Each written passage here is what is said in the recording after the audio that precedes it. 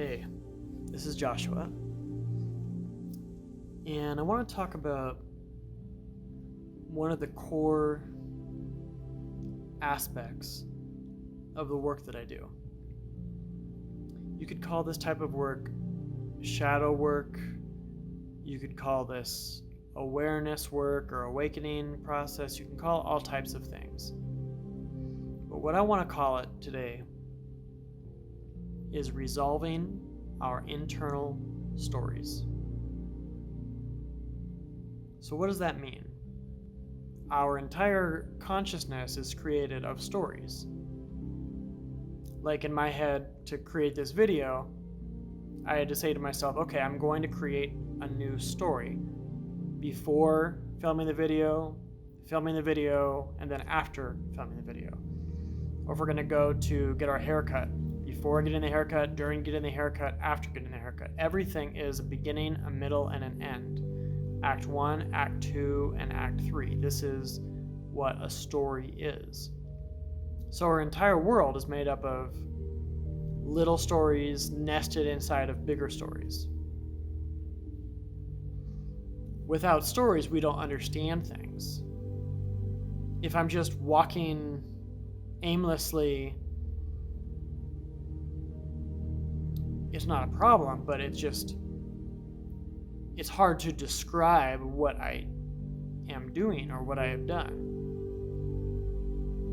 People relate to each other through stories. So even if I'm not perceiving something as a story, describing it as a story is one way of communicating it. I could leave right now after filming this video, and I'm not thinking about the video at all, and then I run into a friend, let's say on the street, and they say, "Oh, what are you doing today?" I might say, "Oh, well, I just filmed a video, and now I'm going to live my next story."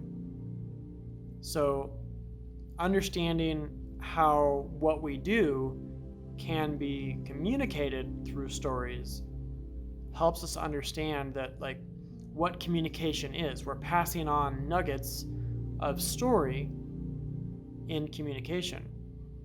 Oh, I have this programming bug that is driving me crazy. I'm a programmer. I can't find the answer. That's saying, I'm stuck in Act 2 of this particular story. Do you know how to end this story for me? Because I want it to end. This is how people communicate. And this is because we also communicate with ourselves this way. When we're children, if we experience a trauma is an intense emotional experience that doesn't get completed. So it's a story which is stuck in the middle. It's stuck in Act 2. And so by completing that story, moving the energy from Act 2 into Act 3, the story gets completed. And then our nervous system and our minds can finally relax because we're no longer itching to have the story completed. This is also what drives people to have addictions, or really any kind of craving. If we're craving a relationship, or we're craving sex, or we're craving alcohol or tobacco or ice cream, every one of these is some kind of energy is like, and it wants to be like, right? All of these things that I just listed are perceived as the antidote to whatever the tension is so that we can relax. Because naturally, you watch a story and then the climax is like, and then the ending is like, It's like, okay, I got a resolution to that story. I got closure. Unless it's a movie designed to torture you and they don't give you a real ending, and it's kind of like, oh, well, now I'm just going to wonder about that for the rest of my life. Right, so it's a really, from my opinion, a really well done movie. I'm a filmmaker also. A well done movie is something that takes you through something and then spits you out the other side of it. So you're in a new world. You're in a new reality. It doesn't have to be a clean, neat package ending to a story, but the ending also feels like the beginning of a new story. It feels like something else is possible. It feels like we're not in the same place where we started. There's more space. The story that we just perceived in the movie cleared through space inside of ourselves that we didn't have before the movie started. So I'm going to relate this to the Quantum Theater, which is the role-playing experience that I facilitate and teach others how to facilitate. And we facilitate this for couples, and we facilitate this for groups. There are stories within groups, in business, any kind of group. People collaborating generates a group field, which generates a group story. Families have family stories. Couples have couple stories. There's so many different ways we can interact with story. And there are so many stories in our lives that are up and cause us to just hold this habitual tension until that story gets resolved.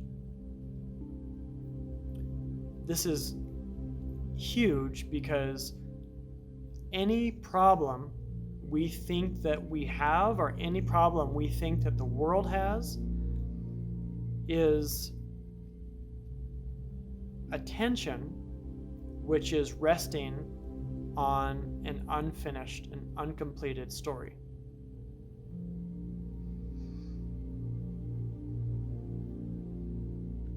Feel right now into just watching this video. Are you thinking about something else in your life right now? It's probably an incomplete story. Are you wondering how this video is going to end? What's going to be the end of this story? Are you wondering how you can apply this to some sort of chronic tension in your life? Some incomplete story that feels like it's chronically, just like something that makes us uncomfortable. It's only uncomfortable because it is incomplete. If you think of an animal,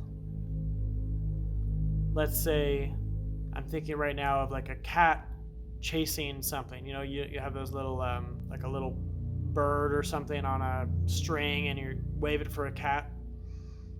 So the cat is resting on the floor. Then you start waving this little thing for the cat, and the cat's eyes start darting back and forth like, oh, okay, yeah, that's something. And then the cat runs for it. So when you start off, the cat's resting, there's no story going on. You introduce the little squiggly movement, you're starting a new story. This is the introduction to the story. You're creating tension for the cat. And so the cat's impulse, because it's a mammal, wants to resolve that story. Doot. I'm gonna get it. Arr! I'm gonna bite it. It's the resolution to that story. Mammals, we're just innately curious about tensions, and we have to explore until the story feels complete.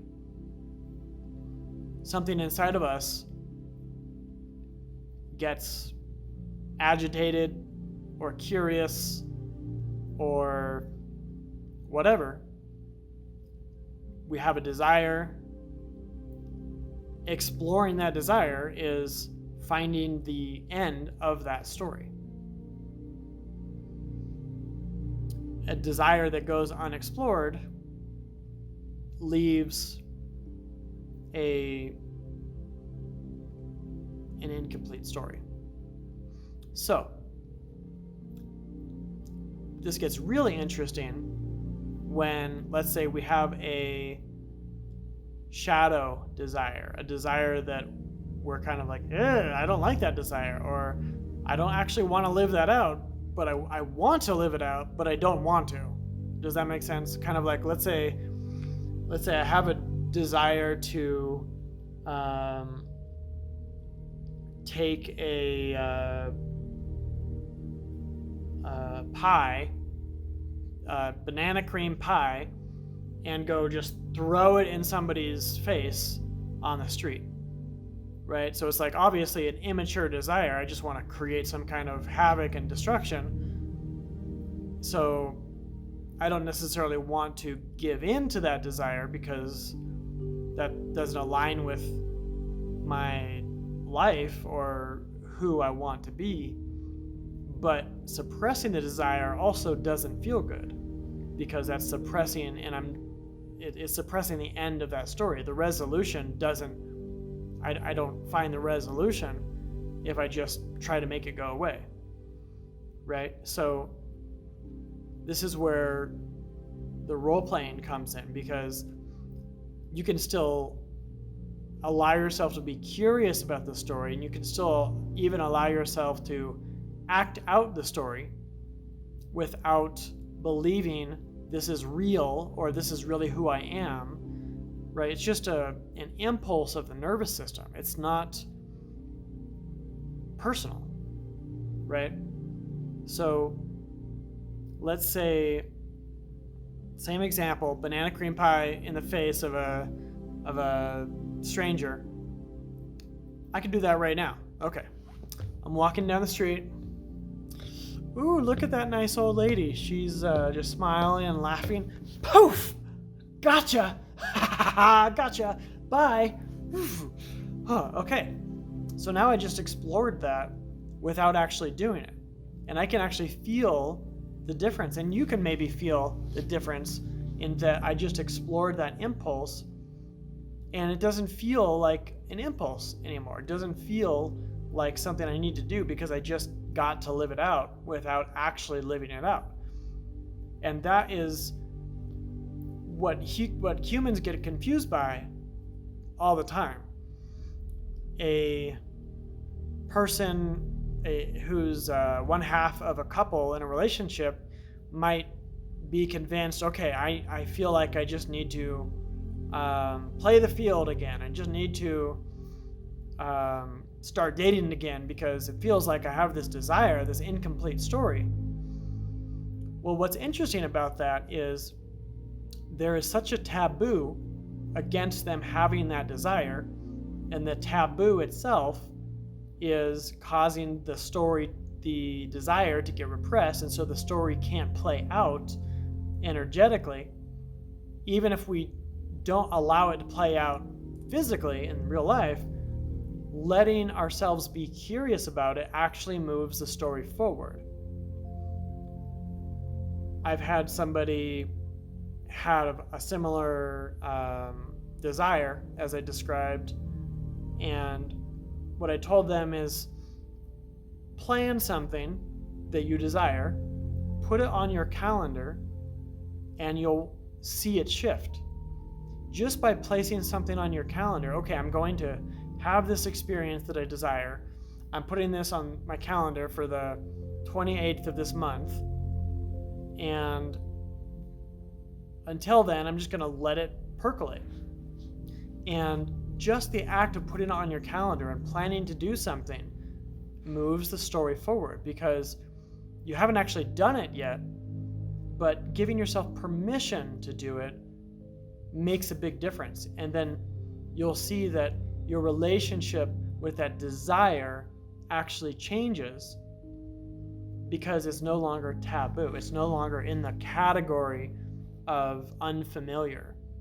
It moves it into the category of familiar, and it's no longer taboo, and then it loses its charge, and then the story feels like it has resolution. That's all that we really want, is the feeling of resolution, right? And that's where we get tricked in our minds, because our minds are like, do. So it's like, I have this desire, I have to do that thing, right? That's what gets people confused about like needs in relationship. I made a video also previously about how to meet your unmet needs in a relationship. So it's similar.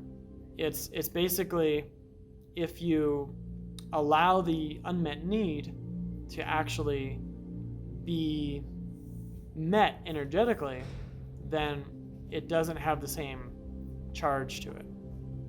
So I'm happy to answer any questions about this. I'm going to wrap this up with saying there is a free PDF of how the quantum theater works on the Quantum Theater website. Check that out. You can download it. It has a ton of information, and it can be a helpful guide in moving through these stories yourself. And you can always reach out if you need a skilled facilitator to do that in a way that is, that you're not able to do by yourself. So this is Joshua. Thank you so much for watching and listening to the video, and see you in the next one.